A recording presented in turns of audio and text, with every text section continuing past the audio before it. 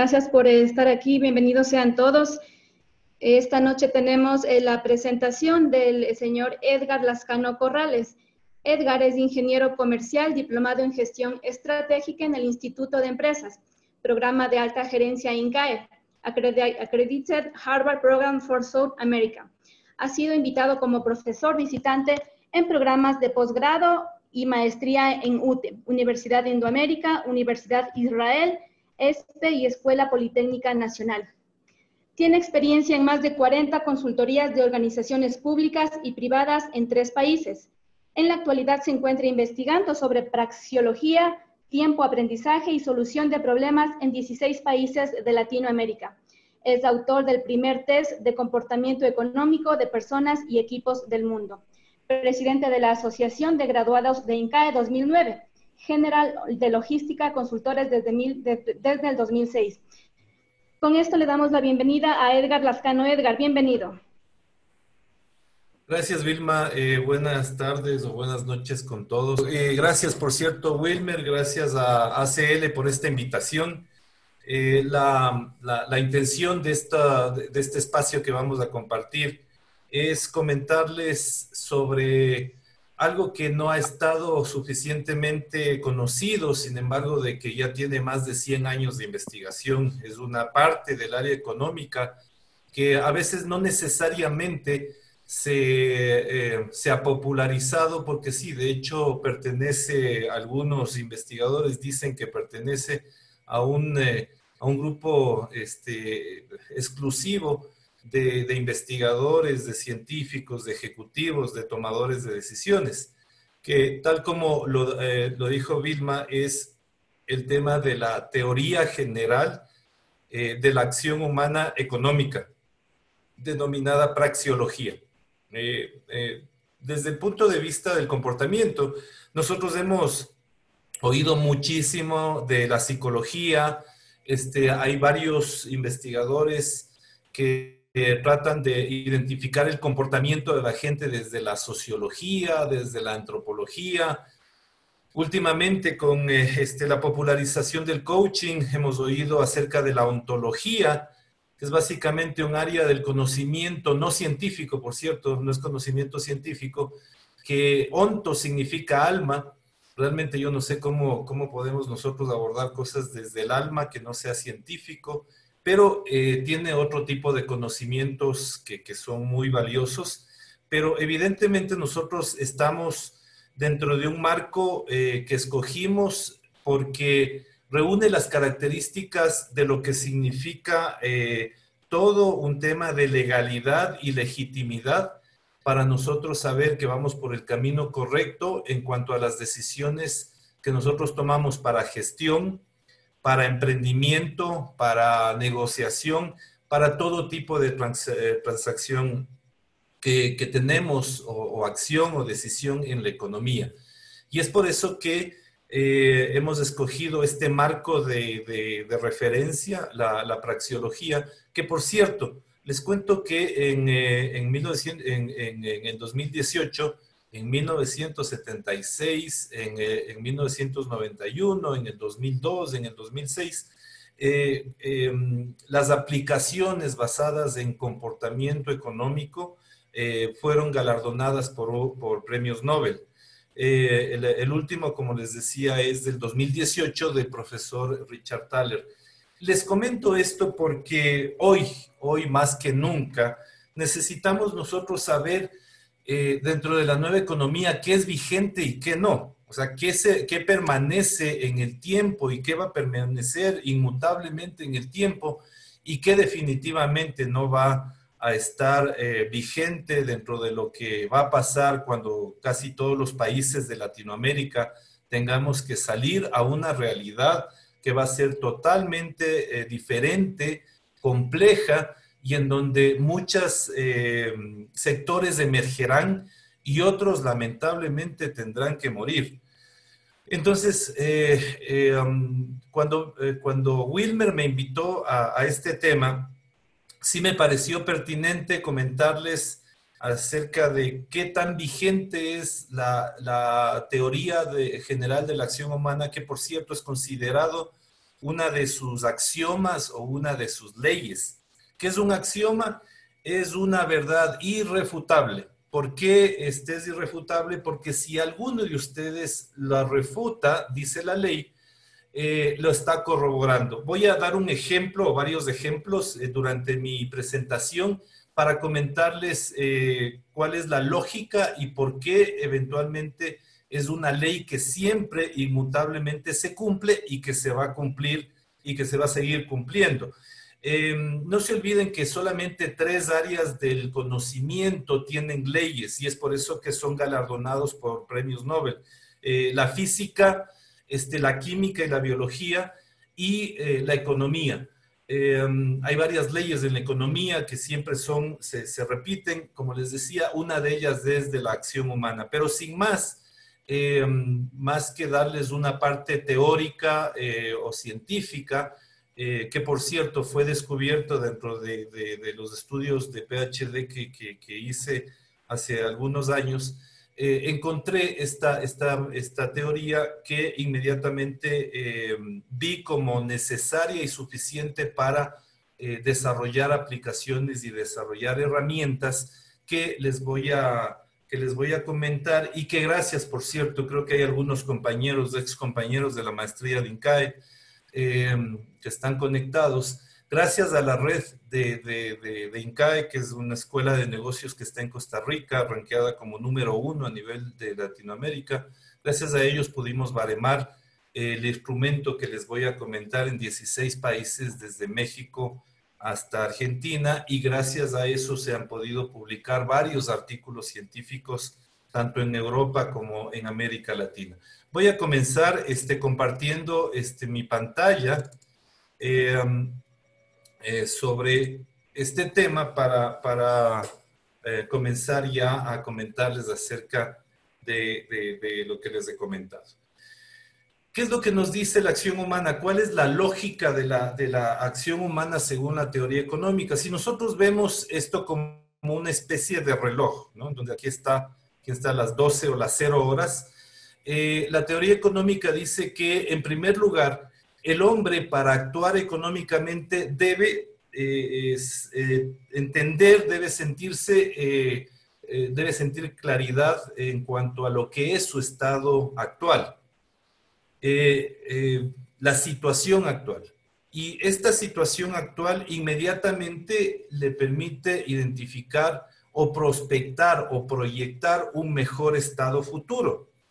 Y aquí me quiero detener un momento al comentar mejor. O sea, siempre en economía nosotros debemos tomar acción sobre un mejor estado futuro. Eso en economía se llama racionalidad económica.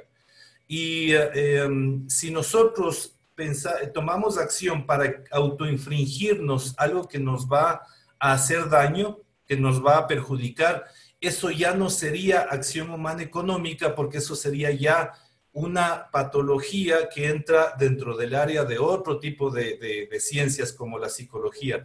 Una persona que se quiere autoinfringir algo que le va a hacer daño, por ejemplo, un suicida, tiene que ser ya tratado por la ciencia de la psiquiatría o la psicología, pero no la economía.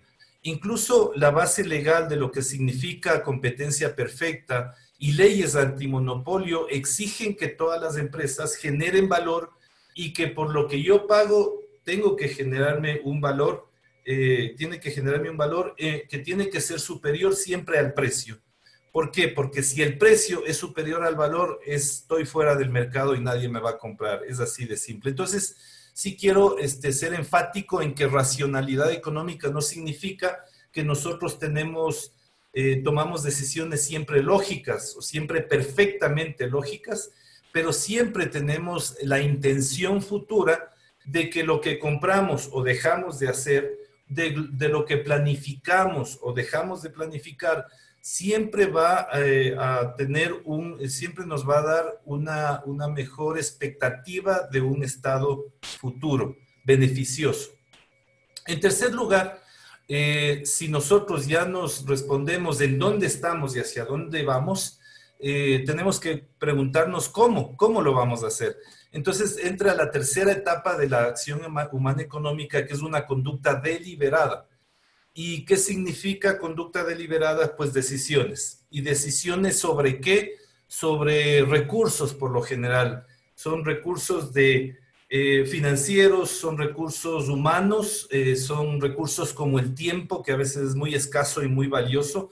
Depende de la cultura en la que estemos. A veces el tiempo, por ejemplo, en Latinoamérica es como un poco laxo, pero si usted, por ejemplo, se demora 5 minutos en una cita para los ingleses, japoneses o alemanes, es realmente algo que les va a afectar, que les va a molestar mucho, porque para ellos el tiempo es un recurso escaso y muy valioso. Entonces, la tercera etapa es una conducta deliberada, es decir, las decisiones de los recursos que debemos nosotros tomar y los costos de oportunidad también de lo que vamos a dejar de consumir para ir desde el estado actual, es decir, desde donde estamos, hacia un mejor estado futuro que es hacia donde queremos ir. Y sí, y solo si respondemos estas tres primeras preguntas y damos la respuesta, entonces estamos listos para la acción, que significa accionar o a veces no hacerlo, porque una forma de accionar es a veces quedarse quieto, ¿no? Dependiendo de las circunstancias. Entonces, si ustedes se dan cuenta, esta lógica es muy parecida a la que siempre utilizamos para hacer cualquier tipo de planificación, para cualquier tipo de proyecto, porque primero nosotros hacemos una especie de lluvia de ideas para tener ideas, justamente para identificar problemas en general, para identificar en un diagnóstico de situación actual qué está pasando en mi entorno, en mi mercado, en el macrosistema en donde se mueve mi sistema, que podría ser mi empresa o que puedo ser yo dentro de un sistema un poco más grande. También después hacemos un plan, tenemos una misión, visión, objetivos, identificamos y organizamos alternativas para comparadamente relacionar medios con fines y todo esto es para proyectar un mejor estado futuro. Después tomamos decisiones, es decir, hacemos programación, presupuestos y realmente tomamos la gran decisión en un plan estratégico que es el posicionamiento. Nosotros no podemos servir a todo el mundo, sino que identificamos cuál es nuestro segmento, cuál es nuestra propuesta de valor, y esa es una gran primera decisión, y a partir de eso identificamos cuáles son los recursos que vamos a necesitar para esas decisiones, y finalmente ejecutamos o implementamos. Esto siempre se va a dar, pero aquí quiero responder también el tema de por qué es una ley, por qué es un axioma, porque como les decía, si ustedes lo refutan, lo están corroborando. Es una realidad irrefutable. ¿Y por qué es irrefutable? Porque acabo yo de mencionar es irrefutable. Entonces quizás en este momento o en el momento pasado alguien se sintió en su estado actual un poco molesto, un poco incómodo y dice, bueno, ¿y por qué Edgar dice que es irrefutable? Primer punto. Inmediatamente piensa, cuando entremos a preguntas y respuestas, yo le voy a repreguntar o yo le voy a decir que me explique fehacientemente por qué es irrefutable. Entonces cumplimos la segunda parte de la acción humana. Yo voy a decidir, o sea, yo decido de qué forma le voy a preguntar. Le voy a preguntar firmemente, con mucho énfasis, o le voy a preguntar amigablemente. Ya tomo la decisión de cuánta energía o de qué forma voy a yo hacer la pregunta, y finalmente cuando llegue el momento de preguntas y respuestas, yo pregunto, o a veces no pregunto, que como les decía es una forma de actuar. Entonces se dan cuenta que en cuestiones de segundos nosotros siempre vamos a repetir estas 4 etapas de la acción humana y se da repetidamente. Para la nueva economía, Les pregunto, les preguntaré, necesitamos saber cuál es el estado de la situación actual del mercado, del país, de la región cuando salgamos, de mi segmento en donde estoy compitiendo, pues sí. Necesitamos proyectar un alcance, un objetivo, una visión hacia el futuro y ver cuáles son las alternativas para gestionar mi proyecto, mi empresa, pues sí. Vamos a tener que tomar la decisión de la mejor alternativa para invertir tiempo, identificar cuáles van a ser los responsables y qué recursos financieros vamos a utilizar, pues sí. Y finalmente vamos a tener que salir al mercado, a implementar, a ejecutar, a cerrar negocios, a conseguir nuevos clientes, es decir, hacer que las cosas pasen, pues sí. Entonces, he analizado varias veces qué es lo que va a pasar a futuro y si es inmutable esta ley económica y mi gran conclusión es que sí. Individualmente, así funcionan las personas, así funcionamos cada uno de nosotros en economía, pero ¿cómo funcionamos en equipo? Tavistock Institute, que es un instituto que ya va a cumplir 100 años, es el pionero en hacer investigaciones, está en Inglaterra, en investigaciones sobre el tema de ingeniería social, temas de equipos y todo eso.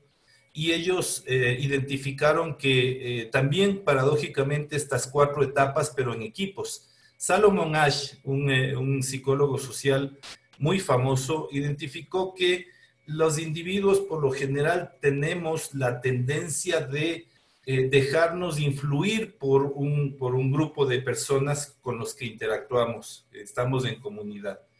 Y en la primera etapa el equipo está en formación y sí, de hecho cuando nosotros hacemos el diagnóstico, la situación actual en alguna nueva realidad o en algún nuevo proyecto, estamos en formación. Después el equipo está en organización. Sí, de acuerdo, estamos organizándonos después porque identificamos procesos, metodologías, planes. Después entramos a una etapa que se llama evolución o revolución, que es como cuando nosotros comenzamos efectivamente ya a crecer y tomamos decisiones como en la tercera etapa de la acción humana individual. Y finalmente, sí y solo sí, cumplimos estas 4 etapas, llegamos a la ejecución, a marcar goles, hagamos una analogía deportiva, hacia el alto desempeño. Pero por lo general, los equipos se quedan, algunos en organización, pero algunos se quedan en la etapa de evolución, o a veces en esta evolución, como es tan caótica, le ponemos una R porque los autores dicen que es evolución o revolución, y ahí se quedan los equipos y no llegan al alto desempeño. Ustedes pueden identificar una gran cantidad de casos de su experiencia que estas 4 etapas siempre, al igual que las de la acción humana, siempre están repitiéndose y son un ciclo, ¿no? Porque a veces entramos en una etapa en que el equipo se está formando, terminamos en el alto desempeño, pero comenzamos con una siguiente etapa en donde nuevamente tenemos que cumplir este ciclo porque nuevamente debemos superar una curva de aprendizaje. Una vez que identificamos el tema de equipos y de personas, bueno, les cuento personalmente que, y permítanme en unos minutos contar mi experiencia de qué es lo que quería hacer yo como tesis e investigación doctoral. Quería identificar cómo la perspectiva del tiempo, que es algo que también me fascina, el tema del tiempo hacia el pasado, el enfoque hacia el pasado, presente y futuro, cómo esta perspectiva del tiempo influye en el comportamiento. Pero como les decía, ahí me encontré con varias ciencias, como la psicología, la sociología, la pedagogía, la antropología, y tenía que ser consistente con el PhD con el que estaba estudiando, que es en gestión estratégica y economía.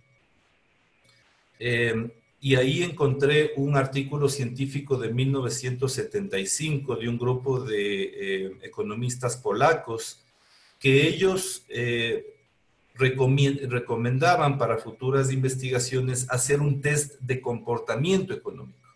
Es decir, un instrumento que basado en la praxeología identifique un cierto comportamiento.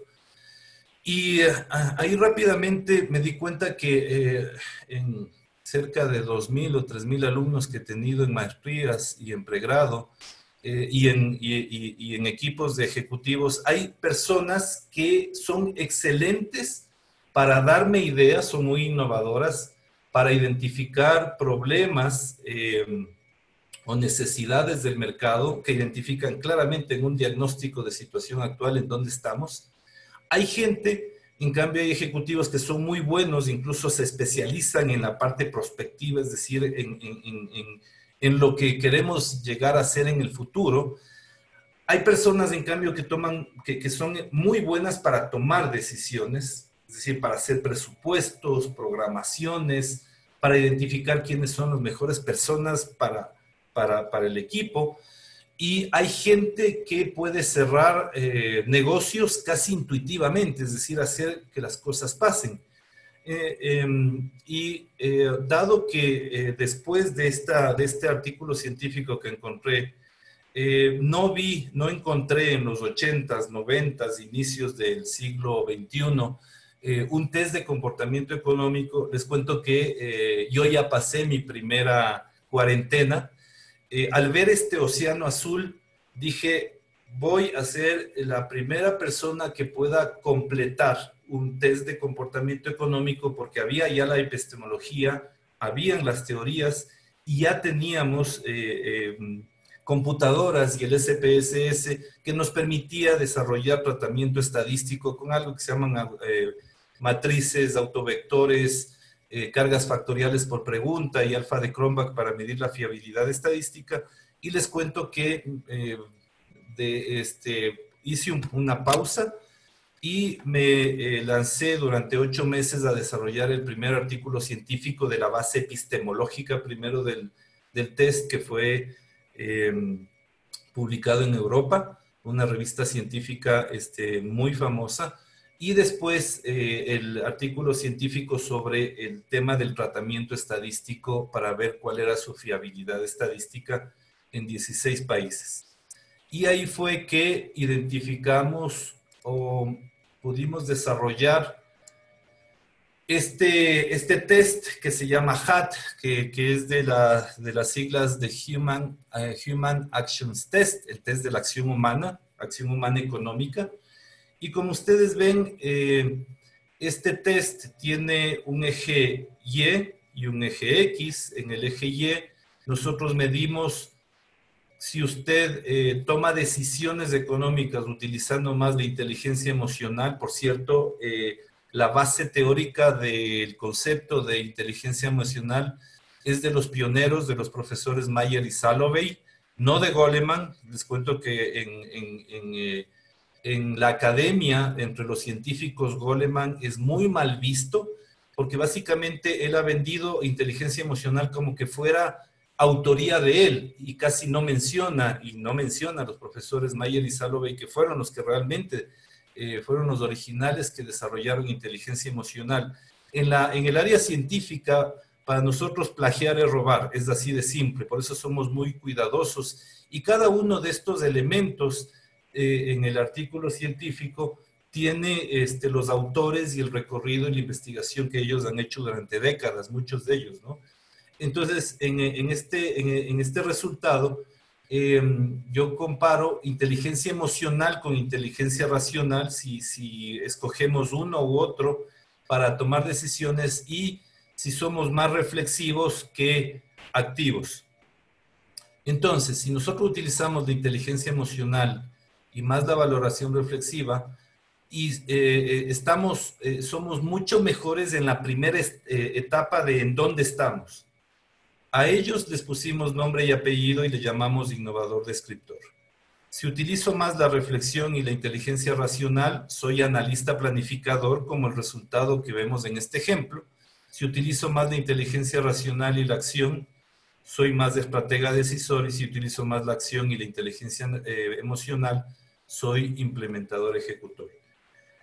En cerca de 30,000 test que hemos realizado en América Latina, no hemos encontrado ningún perfil que sea totalmente puro, es decir, que solamente sea y perfectamente o innovador o planificador o decisor o ejecutor.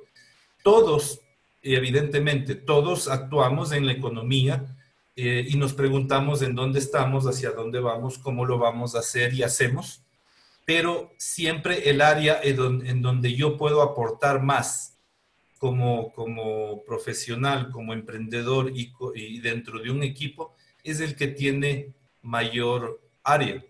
Y esto le convertimos nosotros en un punto para mapear, para ver qué tan bueno o malo, no tan bueno, sino en qué parte sobre todo yo estoy dentro de un equipo que tiene que generar ideas, y entender claramente la situación actual, hacer el plan, tomar decisiones y finalmente ejecutar. En cerca de los 16 países que les comentaba, sí tenemos diferentes porcentajes de gente que tiene uno u otro perfil. Por ejemplo, en el Ecuador, aproximadamente tenemos un 30% de innovadores, eso es bastante bueno, un 48% de ejecutores, de planificadores. Y aquí sí es preocupante porque, bueno, de hecho, como es la parte de la reflexión y no de la acción, quizás nos quedemos en una sobreplanificación o en lo que yo le llamo parálisis por análisis. Y lamentablemente solamente un 7% de la muestra somos ejecutores, es decir, que tenemos la capacidad de hacer que las cosas sucedan. Hay otros países y otras ciudades, por ejemplo, me llamó mucho la atención la muestra que tuvimos en Medellín, en Santiago de Chile, en San José de Costa Rica, en Monterrey, en México, en donde tenemos una proporción mucho mayor de decisores y de ejecutores.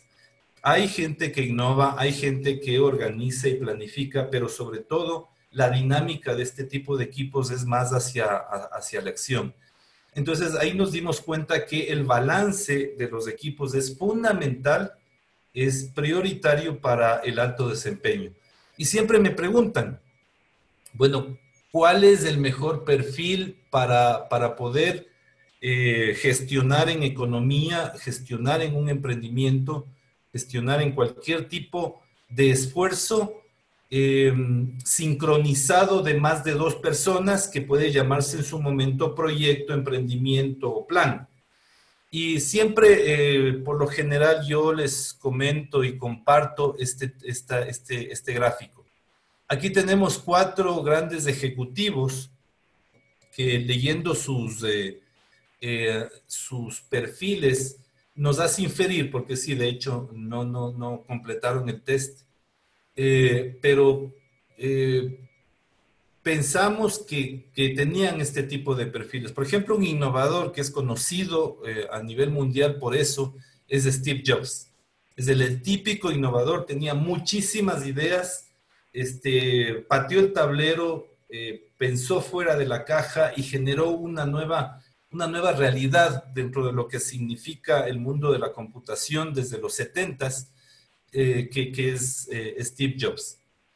Pero tanto en la biografía de Jobs como en la biografía de su socio, Wozniak, que era el que en cambio aterrizaba y programaba todas las ideas de Jobs, si no había esta pareja, porque Jobs sin Wozniak no hubiera habido Apple, y Wozniak no hubiera sido más que un desarrollador, un programador brillante, pero necesitaba las ideas de Jobs. Entonces se generó una sinergia en este equipo, en esta pareja, que realmente marcó una diferencia en esta industria. Otro de los ejemplos es Gates. Si ustedes se dan cuenta en la biografía de Gates, él no desarrolló nada. Él lo que hizo fue comprar muchos programas pequeños y los ensambló en algo que tenía una coherencia. Muchos dicen que incluso copió muchas cosas de Jobs, pero ensambló para desarrollar su propuesta de Windows. Pero él tenía un presidente ejecutivo, Steve Ballmer, que era un ejecutor puro, y un planificador con un ejecutor pudieron desarrollar también una pareja que le dio frente y que estuvieron ahí muy fuertes, incluso en los 90 y principios de este siglo. Le ganó mercado y mucho a Apple, y después Jobs regresó a Apple y ganó nuevamente su cuota de mercado y valor, ¿no? Es un típico analista planificador. Una de las frases de él es que para saber cómo va a ser el futuro hay que crearlo. Es un típico prospector. Un estratega decisor es, por ejemplo, Welch. Quizás varios de ustedes no le conocen, pero les comento que Jack Welch fue nombrado como el mejor CEO del siglo XX. Fue CEO de General Electric, y él básicamente vio un conglomerado, una corporación enorme, casi inmanejable, y tomó una decisión fundamental. Dijo: nosotros nos vamos a quedar con las empresas que sean número 1 o 2 en sus mercados, y no más. Y a partir de eso generó todo un alineamiento, una coherencia que le permitió, sin embargo, de que vendió muchas empresas y se deshizo de muchas empresas dentro de esta corporación, le generó mucho más valor a General Electric. Y de hecho, este señor Welch fue el que desarrolló con su equipo el conocido Six Sigma. Es básicamente una metodología para tomar decisiones dentro de una curva normal, con 3 desviaciones normales hacia cada uno de los lados, para que los errores sean por partes por millón. Imagínense ese grado de calidad y de casi 0 errores. Y finalmente, un presidente ejecutivo icónico es Kelleher, Herb Kelleher, de una empresa que se llama Southwest Airlines, que es la que casi quebró a las empresas tradicionales de aviación, porque él desarrolló un concepto de viajes a muy bajo costo, y utilizó aeropuertos secundarios que no costaban tanto, pero que servían a una gran cantidad de gente que necesitaba trasladarse rápidamente. De hecho, él no compitió con las líneas aéreas tradicionales, sino que él compitió con los servicios de transporte terrestre, y bueno, generó un paradigma, una solución a través de Southwest Airlines. Y si ustedes ven los casos de la forma en cómo él, siendo presidente ejecutivo, gerenciaba, utilizaba un gerenciamiento como de ambulante. Le encantaba subirse cuando quería a sus aviones. Él atendía directamente con las azafatas a los pasajeros, pero tenía una vicepresidenta que era la que organizaba, contabilizaba todo al centavo, y él, en cambio, era el típico presidente ejecutivo que le gustaba estar muy en contacto con los clientes en los counters, y obviamente en los aviones, como les comento, siendo presidente ejecutivo. Entonces, sí quiero que entiendan, o hacerme entender más bien, perdón, que no importa el lugar donde nosotros estemos en la organización, no necesariamente los ejecutores son los operativos, sino que es una forma de ver la acción humana económica dentro de la lógica de gestión de cualquier tipo de proyecto, en la que, en función a nuestro perfil, nosotros tenemos que buscar primero quién nos complemente, y en segundo lugar, saber si es necesario quedarnos con ese perfil o poder migrar hacia otros que son necesarios en este momento para la vida de nuestras empresas o para la dinámica del proyecto. Por cierto, a las personas que están escuchando este tema, a través de Wilmer, a través de ACL, se les va a hacer llegar en los próximos días. En este momento estamos haciendo una nueva versión automatizada del test para que ustedes la hagan sin ningún cargo alguno, para que ustedes sepan cuál es la distribución de sus capacidades dentro de las 4 etapas, y donde tengan más área, pues identificar cuál es su perfil de actuación dentro de la economía, siempre dentro de la economía. Algo que me olvidé comentarles, es algo que para mí es importante. Miren, ustedes saben que la psicología es un área de la salud, en este caso de la salud mental. Y aquí en Latinoamérica no son tan rigurosos, pero sí están siendo muy rigurosos en otras partes del mundo, en que si yo no soy psicólogo, no debería legalmente, estoy impedido legalmente y técnicamente a utilizar o interpretar incluso test derivados de la psicología, porque es un área de la salud mental. Y vi un artículo científico de APA, de la Asociación de Psicólogos Americanos, o norteamericanos más bien, porque todos somos americanos, en que mencionaba que más del 95% de personas que trabajamos con personas no somos psicólogos y que tenemos este impedimento legal.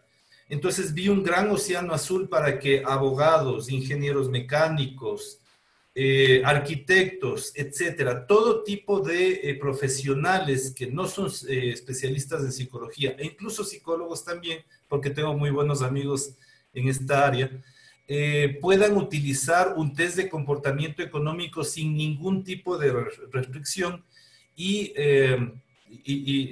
también que no tengan problemas legales después en caso de que ya este tipo de temas vengan muy fuerte a Latinoamérica. Bueno, les cuento que ya hay ciertas asociaciones de psicólogos.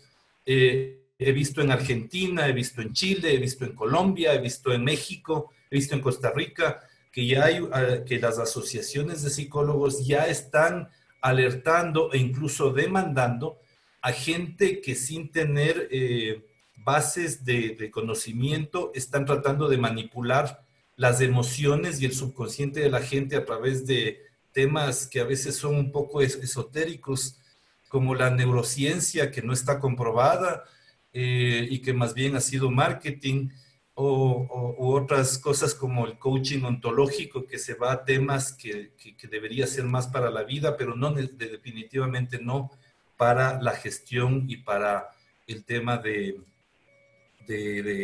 la gestión misma, de la interacción, perdón, dentro de la economía. Siempre hay que preguntarse qué tan balanceado es mi equipo para saber de antemano si voy a lograr conseguir goles. Haciendo una analogía nuevamente deportiva, aquí están el arquero, aquí están los defensas, el mediocampo y aquí está el delantero. Por lo general, si no tengo gente que me cierre negocios, lo más seguro es que mi emprendimiento no supere lo que se conoce como el Valle de la Muerte. Y en este momento en que los recursos van a estar mucho más restringidos porque la situación económica a nivel mundial va a estar mucho más complicado, no nos podemos dar el lujo de partir como un equipo desbalanceado que ya solamente en la imagen se puede evidenciar que no va a lograr hacer que las cosas pasen en relación a sus decisiones, pero antes en relación a la cantidad de gente que invirtió tiempo en planificar. Por lo general, lo que nosotros hacemos después del mapeo es hacer algo que se llama el resultado de equipo, pero prospectivamente, antes de ponerle cualquier tipo de resultado, en donde nosotros hacemos una relación entre los activos, es decir, los que deciden y hacen, sobre los reflexivos, es decir, los que piensan y planifican. Si el resultado es menor a 1, les decimos por lo general a los emprendedores stop, o a las empresas que quieren hacer nuevos proyectos stop. Hasta que no balancees gente hacia el otro lado, hacia el lado de la acción, que te tome decisiones, que ejecute, todavía no inviertas porque vas a perder valor. Si es más que 1, pues nosotros por lo general acompañamos y verificamos que haya consistencia, sobre todo en la toma de decisiones, pero sobre todo en la ejecución. La ejecución es mucho conocimiento tácito. De hecho, hay apenas 3 o 4 libros de ejecución en la historia. Hay cientos de libros de planificación estratégica, pero realmente no llegan ni a 5 libros de ejecución porque implica un conocimiento tácito, un conocimiento que no necesariamente está estructurado, pero que créanme que en este momento es una de las conocimientos y sobre todo de las capacidades que vamos a necesitar sí o sí en la economía. Necesitamos lograr que las cosas pasen y eso siempre, como les decía, va por el lado de la ejecución. Cuando tenemos que balancear los equipos, o más bien desbalancearlos, porque me gustan mucho más los equipos que estén desbalanceados hacia el área de la acción más que de la reflexión. Ahí alineamos varias soluciones, por ejemplo, la de liderazgo situacional de los profesores Hersey y Blanchard, que ellos mencionan que en función a cada una de las etapas del desarrollo de equipos y de personas necesitamos un tipo de liderazgo diferente. Voy a hacer una analogía y me van a entender varios de ustedes que son padres o madres. Digamos que en esta primera etapa son niños de 0 a 12 años, están en la etapa de la infancia. En esta etapa, donde están descubriendo el mundo, es la etapa de adolescentes de 12 a 18 años.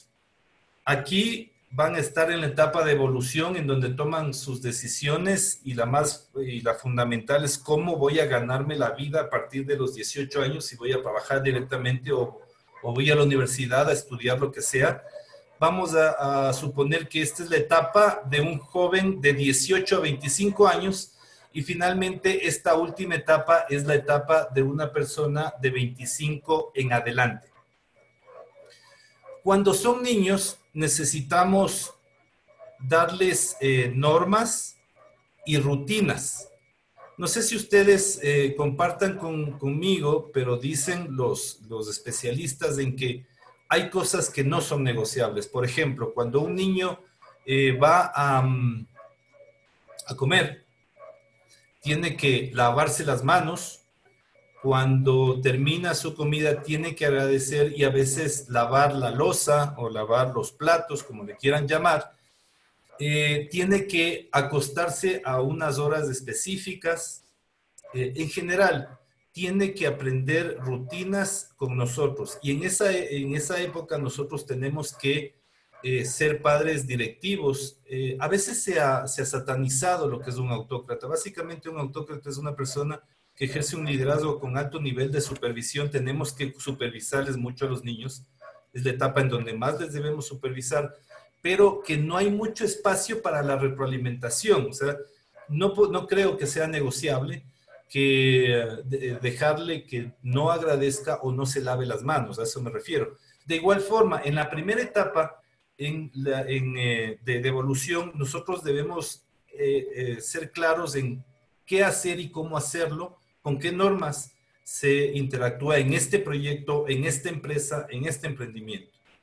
Porque tenemos una cultura que no la vamos a cambiar por un nuevo elemento, a eso me refiero. Pero una vez que supera esa etapa, ya vamos a la etapa de la adolescencia, en donde ahí ya no podemos ser muy directivos como padres y como jefes, sino más bien ser demócratas hacia el conocimiento. Un adolescente necesita oportunidades porque está conociendo el mundo. Si quiere estudiar música, si quiere estudiar idiomas, si quiere hacer algún deporte, en este momento es la etapa en donde nosotros tenemos que hacer un esfuerzo muy grande para darle muchas alternativas de vida porque está conociendo el mundo y ahí sí tenemos nosotros que retroalimentar con ellos y darle mucho conocimiento de vida en la etapa de la adolescencia. En ese momento tenemos que ser demócratas hacia el conocimiento porque si le imponemos algo a un adolescente va a haber la tercera guerra mundial. Pregúntenme a mí que soy padre de adolescentes. En la etapa de juventud, que ya toma su decisión, tenemos que ser demócratas, pero hacia el empoderamiento. Él va a tomar su decisión de cómo se va a ganar la vida de aquí en adelante a través de la carrera escogida o de la decisión de vida que él tome, y nosotros tenemos que empoderarle para que siga con su sueño. En este momento no le podemos ya imponer nada como en la etapa de niñez o en la etapa de autócrata, sino más bien ya dejar que él tome sus decisiones y en las empresas delegar. Y finalmente, cuando son adultos, tenemos que pedirles resultados. Porque si nos equivocamos en alguna etapa de liderazgo situacional, tanto en las empresas como padres, se van a quedar viviendo y con una dependencia perniciosa como padres o como jefes hasta los 40 años de nuestra casa. Entonces, este enanismo se genera porque nosotros no sabemos aplicar adecuadamente el tipo de liderazgo en función de la etapa de evolución y en función del perfil de la acción humana. También sabemos que hay diferentes resistencias al cambio y sobre eso nosotros gestionamos el cambio. Sabemos que hay que comunicar y negociar de diferente manera en función a cada perfil. Sabemos que hay diferentes controles de cambio y, por cierto, hay diferentes formas de gestionar el conocimiento y aprender en función a los perfiles que nosotros tenemos. Por darles un ejemplo, si yo quiero desarrollar innovadores, utilizo storytelling, pero si yo quiero desarrollar tomadores de decisiones, utilizo método de caso, que es un método que Harvard, por ejemplo, la ha desarrollado por más de 100 años, pero lo desarrolló porque una de las competencias que ellos quieren desarrollar en sus alumnos, sobre todo, es la toma de decisiones a partir de interpretar bien un caso, determinar cuáles son las alternativas y las posibles soluciones, pero sobre todo tomar las decisiones. Si queremos desarrollar gente que sepa ejecutar, es aprender haciendo, juego de roles, etcétera. Hay varios, pero ¿a qué me refiero? Que la forma de aprender o de desarrollar perfiles tiene 4 diferentes formas de estrategias de enseñanza y aprendizaje. Termino con esto. Ya les comenté acerca de esto, pero sí quiero, sobre todo para las personas que trabajan en el área de talento humano, ¿por qué nosotros estamos con grandes expectativas en este nuevo relanzamiento del test a nivel de toda América y vamos a entrar a países anglosajones, dado que tenemos propiedades intelectuales, mucha investigación científica y estadística? Básicamente porque sabemos que en este momento hay una crisis dramática en la forma en cómo debemos gestionar a las personas en teletrabajo, por ejemplo. Ya no nos vamos a preocupar mucho de las emociones. Las nuevas generaciones piensan que ese tema de manipular emociones o tratar de gestionarlas es invasivo. Las nuevas generaciones son mucho más prácticas, no tienen una relación tan directa con las organizaciones, sino que ellos pueden estar todo el día en pijamas, hacer su algoritmo o hacer su tarea, enviar y listo, y esperar su cheque a fin de mes. Pero sí les quiero hacer pensar en esta investigación que se hizo a nivel mundial por parte de Harvard Business School, que dice que solamente el 7% de las acciones que realiza el Departamento de Recursos Humanos es considerado relevante para el negocio.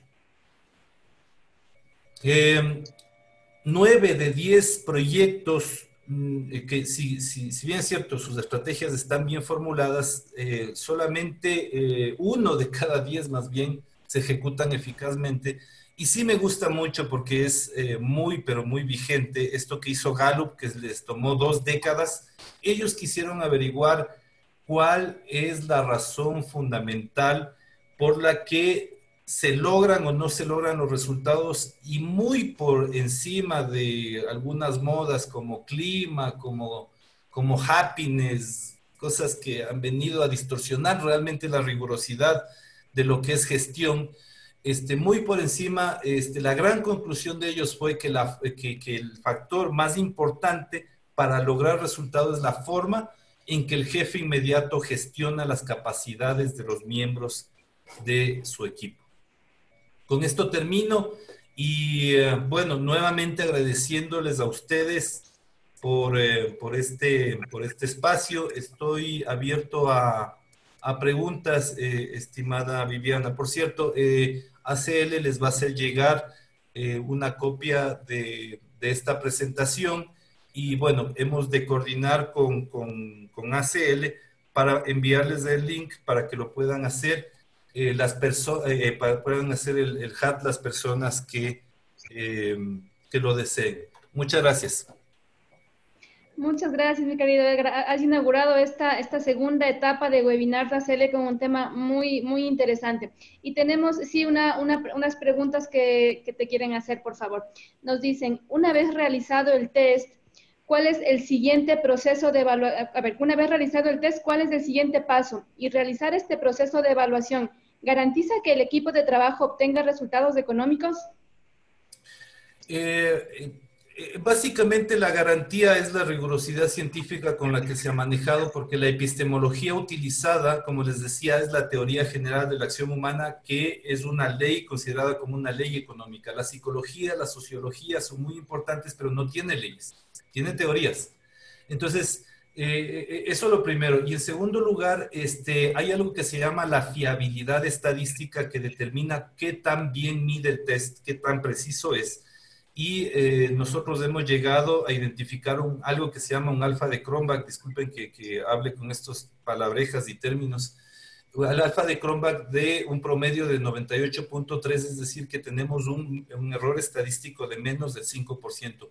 Cuando ustedes compren cualquier tipo de instrumento, siempre pidan la fiabilidad estadística por un lado, para ver si mide bien, pero también pidan la base científica para ver si la teoría es una teoría que ha sido probada durante décadas en muchos lados del mundo, o es apenas una idea de un grupo de gente que no ha hecho ningún tipo de investigación sobre la corroboración de este tipo de propuesta teórica, ¿no? Porque yo puedo tener una encuesta que mide muy bien, pero a la final no me mide algo que no está bien fundamentado, entonces no me va a servir de mucho. Partiendo de que tiene validez científica y fiabilidad estadística, nosotros estamos seguros de que es el test que mayor probabilidad de éxito tiene en el mercado, pero básicamente por la base teórica y por el tratamiento estadístico, y porque hemos ganado ya 2 años consecutivos galardones a nivel internacional dados por la AE y el BID como el mejor instrumento para proyectos y para emprendimientos, porque se da este tratamiento que les comento antes siquiera de invertir $1 en el proyecto y en el equipo que va a gestionarlo. Muchas gracias, Edgar. Tenemos otra pregunta. ¿Cuáles consideraría que son los factores claves para emprender un negocio? Primero, que en el estado de situación actual no se trabaje sobre una idea o sobre algo que a mí me gusta, sino que rigurosamente y objetivamente se solucione una necesidad. Si ustedes identifican una necesidad, bingo, están partiendo bien, pero porque se tomaron el tiempo para identificar lo que está sucediendo en la dinámica de su segmento, de su mercado. Hay muchos emprendimientos que salen de una idea que realmente, disculpen la palabra, es una repetición o una mala copia de algo que ustedes vieron quizás en otro lado o que vieron en algún libro, etcétera, pero si no me da la garantía de que estoy realmente y efectivamente solucionando una necesidad, pues por más que le meta mucha plata en networking, en publicidad, etcétera, pues la verdad es que no va a ser sostenible en el tiempo. Quizás consigue algunas primeras ventas por impulso, pero no va a ser sostenible. Entonces sean muy rigurosos en las 4 etapas de la acción humana, en diagnosticar efectivamente si es una necesidad vital. Y por cierto, en este momento más que nunca, en donde las personas nos dejamos de mover y los productos y servicios en cambio tienen que moverse, hay muchas necesidades no resueltas que pueden ser solucionadas por nuevos emprendimientos. Y obviamente después de hacer la parte del alcance, de la perspectiva, cuál es mi mercado, mi segmento, mis alternativas, tomar buenas decisiones del posicionamiento, un buen presupuesto, buenos responsables y finalmente hacer que las cosas pasen, porque quizás hagamos todo el plan de negocios, pero si no tenemos gente que nos cierre negocios, pues va a ser complicado. Muchas gracias. Tenemos otra pregunta. Nos dicen, ¿por qué es más importante tener un equipo de acción que de reflexión? Es que debemos tener de los dos, pero si se dan cuenta, nosotros no estamos permanentemente diagnosticando o generando nuevas ideas y planificando, o haciendo procesos y manuales, etcétera. No, eso se hace en una primera etapa en donde estamos organizándonos como equipo, pero sí tenemos que tomar permanentemente decisiones sobre nuestro tiempo, sobre con quién nos reunimos, sobre cuánta plata le invertimos a tal o cual cosa, cómo cerramos esta negociación y finalmente cómo entregamos un bien o un servicio, ¿no? Entonces, sí les recomiendo, y de hecho estamos trabajando con un equipo de amigos econometristas, son graduados en Rusia, así es que son medios locos, para determinar de alguna forma cuál es el balance genérico de cuánto necesitamos en cada uno de los perfiles dentro de un equipo para mejorar la probabilidad de éxito del proyecto o del emprendimiento. Pero evidentemente también esta distribución va a depender del core business o de lo que hace un proyecto, de lo que hace una empresa. Por darles un ejemplo, una empresa de diseño gráfico. Una empresa de diseño gráfico necesita más gente que sea innovadora, que me genere propuestas nuevas en colores, en logotipos, en isotipos. Entonces no va a necesitar tantos ejecutores, quizás necesita 1 o 2 personas que trasladen al mercado el nuevo concepto, los nuevos conceptos y me cierren negocios, pero realmente necesitamos mucha más gente que genere nuevas propuestas de diseño y gente que sea muy buena parametrizando, gente que hagan los diseños, etcétera, ¿no? Entonces, depende, también hay que alinear el tema del balance de los perfiles del equipo con el core business o con lo que yo hago como proyecto o como negocio. Listo, muchísimas gracias, Edgar. No tenemos más preguntas. Muy interesante tu tema. Gracias a todos nuestros participantes.